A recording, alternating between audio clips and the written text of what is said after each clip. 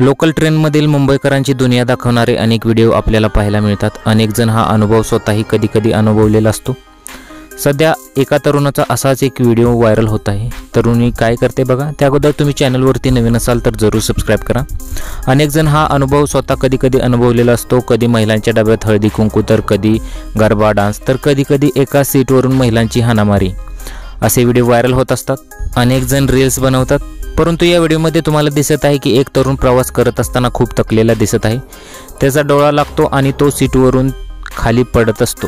हे त्याच्या शेजारी बसलेल्या तरुणीच्या लक्षात येतं।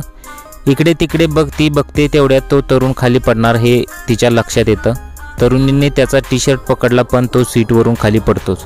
त्याच्या शेजारी असणारा दुसरा तरुण त्याला परत सीटवर बसण्याची मदत करतो। असा अनुभव तुम्हाला कधी ना कधी आला असेल। एस टी म्हणा किंवा रेल्वेत आला असेल।